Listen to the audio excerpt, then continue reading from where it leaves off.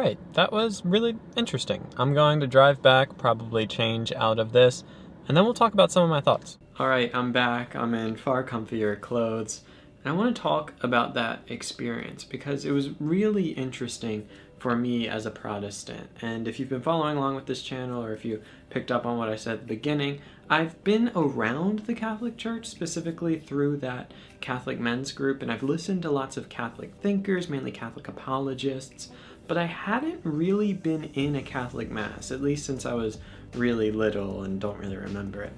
And going in, I was really excited to see what is this going to be like. Like I said, I love trying new things, and I have a lot of interest in the Catholic Church. I just like learning about the history of it.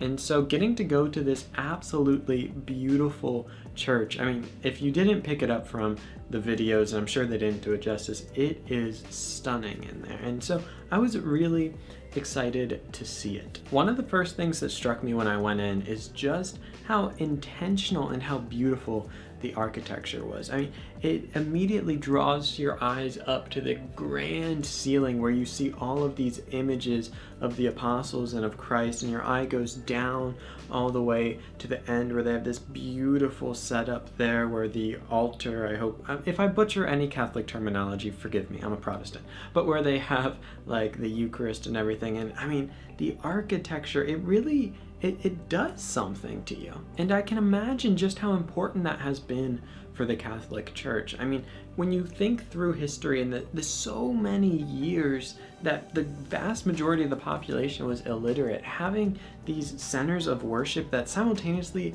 felt like a fortress, like the world couldn't get in there, but also just like a place of worship, had to have been very formative for people. And all of these images of Christ, and I mean, it was a really powerful experience seeing that, and I loved seeing it. It's not something I'm used to, and so that was just the first thing that caught my attention. The second thing that I noticed was, while there were a lot of people out talking on the steps before Mass and really had like a nice atmosphere, it seemed like a lot of people knew each other, once you walked in that building, it was very reverential. I mean, people were quiet, people were praying, and it really just lended itself to that atmosphere of a place to pray. And I'm chronically early to everything, so I got there pretty early, and it was nice to be able to just sit there in the back and have some quiet time to pray and reflect and think. And like I said, both the way the people treated it and just the effect the building had on you really lent itself well to that. So if you're Catholic, you're probably familiar with how a Catholic service goes, so I won't go super long, but for my predominantly Protestant audience, I'll give you a brief overview of what the service was like. Now, there are religious orders that live there, so there was a lot of men before the service that were doing some readings, and I don't know exactly what the schedule was for that, but that was very interesting, lots of people praying. And then when it was time for the service to start, there were some bells rung, and the priest, even though it was extraordinary form, which was predominantly in Latin, he did start with an opening in English, and there was a reading from the Gospel of John, and the priest was talking about the connection of the heart of Mary and the heart of Jesus. He was talking about the Feast of the Immaculate Heart, and I didn't fully pick up on just why that was, but it was a very well done homily, I guess, if you will.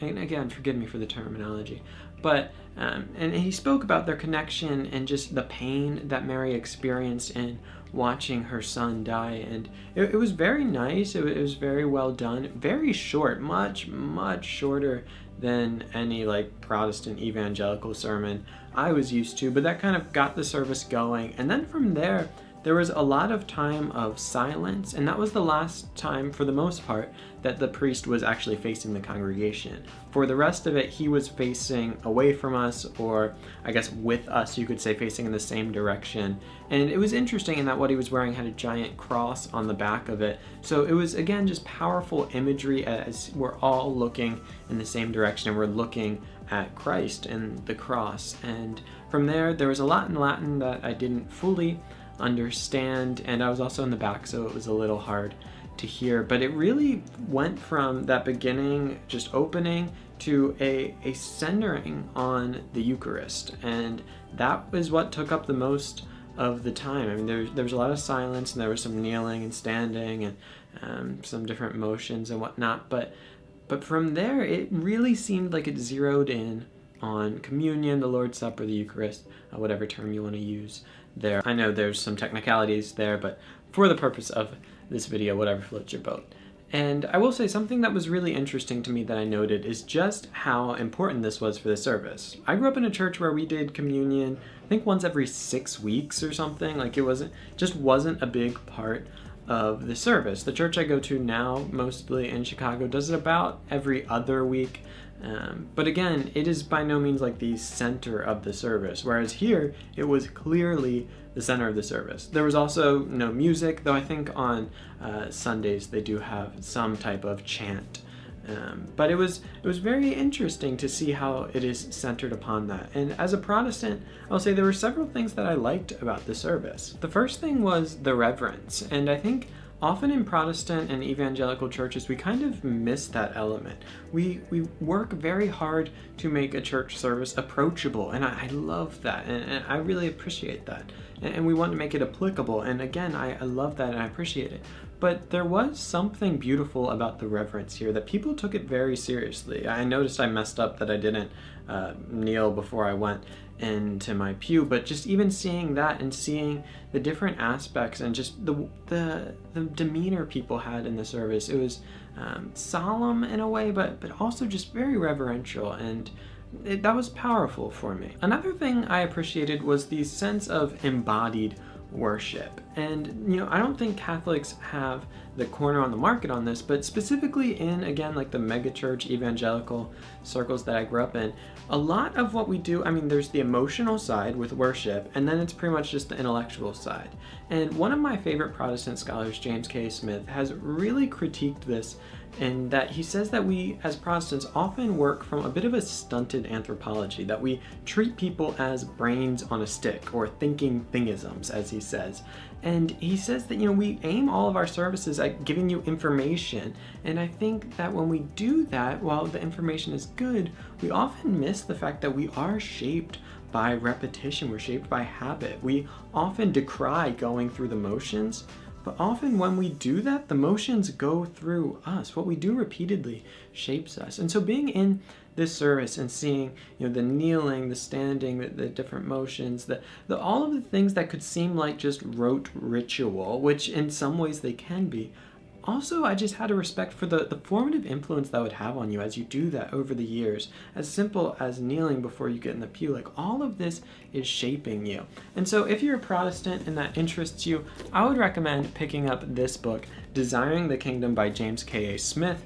He talks wonderfully about developing a more holistic sense of worship that is more embodied. And I think the Catholic Church did that well. But, in conclusion, I really, really did enjoy it. It was a great experience. It was beautiful. It was a place that just seemed very reverent, a place of prayer, a place filled with people that really wanted to be there. I mean, it was a Saturday morning and it was packed. And the way it's centered on the Eucharist was something that was really interesting to me, because I think it's so easy in our evangelical churches, especially mega churches like churches I've been in and around, to really center around ourselves and the performance and the dynamic speaker and the awesome worship band. And it's easy for the focus to be lost in that way. But there was something beautiful about focusing on the Eucharist, and I really got the sense that was why people were there. Like, that was the climax of the service. That's why they got up out of bed, put nice clothes on. It was to go and do that, and honestly that makes sense to me. And for them, I don't adopt the same view of the Eucharist, but if I believed that in partaking of the Eucharist I was partaking of the body, blood, soul, divinity of Jesus, like, I can't imagine not wanting to be at as many masses as possible, because like what a privilege that would be. What an incredible thing. If you truly believe that's what's going on, then you should be there, and that's I can see the case for that being the center of it.